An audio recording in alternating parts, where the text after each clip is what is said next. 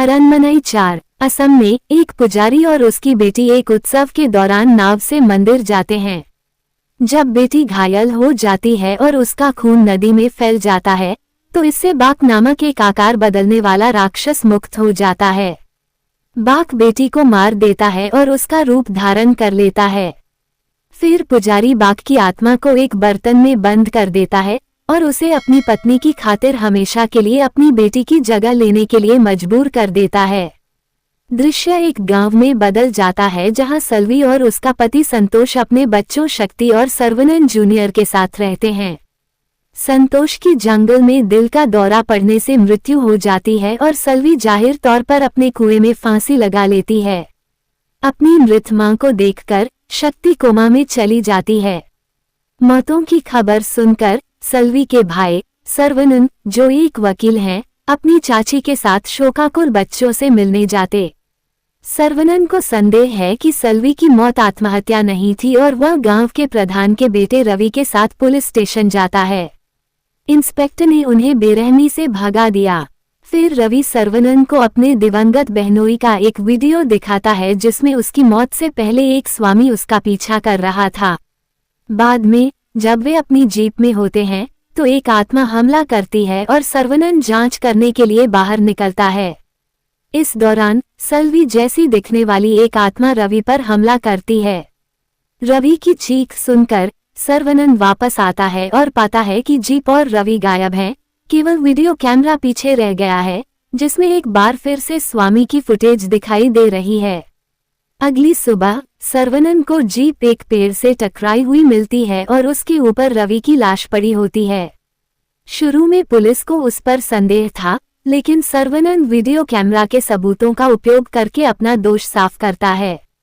अब पुलिस आश्वस्त होकर सर्वनन को स्वामी की खोज में मदद करती है, जहां उन्हें हाल ही में मारे गए सभी सल्वी, संतोष, रवि और शक्ति की तस्वीरें मिलती हैं। स्वामी के अपराध को जानकर इंस्पेक्टर उसे पकड़ने का आदेश देता है।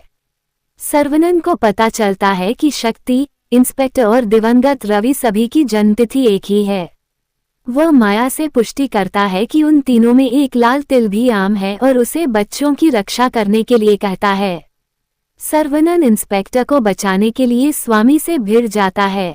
इस बीच असमिया पुजारी सर्वनन के घर पहुंचता है और दावा करता है कि वह अपनी लापता बेटी की तलाश कर रहा है। वह शक्ति के पास जाने की कोशिश करता है लेकिन सल्वी की आत्मा उसे बाहर निकाल देती है। समवर्ती रूप से इंस्पेक्टर एक वेल द्वारा मारे जाने के बाद मर जाता है और शक्ति सल्वी की आत्मा के साथ अपने कोमा से जागती है। पूछताछ के दौरान स्वामी ने खुलासा किया कि बाक, एक बुरी आत्मा जो पानी और जमीन पर रहने में सक्षम है, उसकी आत्मा को पुजारी ने फंसा लिया था, जिससे उसकी शक्ति कम हो गई। हालांकि सल्वी ने अपने बच्चों की रक्षा के लिए खुद को बलिदान कर दिया और उन्हें बाक से बचाने के लिए एक आत्मा के रूप में लौट आई। स्वामी ने सर्वनन को चेतावनी दी कि वह बाक को अमर होने से रोकने के लिए हर कीमत पर शक्ति की रक्षा करे। सर्वनन अपनी चाची को अपने द्वारा उसका समर्थन न करने के लिए पछतावे के बारे में बताता है। इस बीच बाक पुलिस स्टेशन पर हमला करता है, जिससे वह घायल हो जाता है, लेकिन स्वामी उसे भगाने में सफल हो जाता है। इस अराजकता के दौरान माया को सल्वी की आत्मा द्वारा कंपाउंड गेट पर रोक दिया जाता है, जब वह शक्ति की जन्मदिन की पार्टी में शामिल होने की कोशिश कर रही होती है। सर्वनन माया के लैब कोट पर खून का धब्बा देखता है, जिस पर सल्वी की आत्मा इशारा करती है। लैब में खून की जांच करने पर उन्हें पता चलता है कि बाक पुलिस स्टेशन के बाहर उसे मारने के बाद स्वामी का भेष बदल रहा है। राष्ट्रपति से भिड़ने के बाद उन्हें राष्ट्रपति की कार की डिक्की में स्वामी का शव मिलता है। राष्ट्रपति ने खुलासा किया कि स्वामी सल्वी की आत्मा और उसके अवशेषों को नष्ट करने के लिए कब्रिस्तान गए थे। सर्वनन बहुत देर से पहुंचता है, अपनी बहन की आत्मा को शक्ति की सुरक्षा के लिए विनती करते हुए गायब होते हुए देखता है।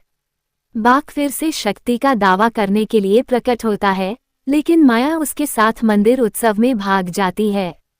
वहां सर्वनन एक बड़ी असुर मूर्ति के अंदर बाक से लड़ता है। उत्सव के चरम पर एक दिव्य आत्मा मूर्ति और बाक दोनों को नष्ट कर देती है। उथल पुथल के सुलझने के बाद सर्वनन माया को आश्वासन देता है कि महल को अस्पताल में बदल दिया जाएगा ताकि वह गांव की सेवा करना जारी रख सके। बाहर बच्चे अपनी मां की आत्मा के साथ थ्रोबॉल खेलते हैं, ये दिखाते हुए कि वो उन पर नजर रखना जारी रखती है।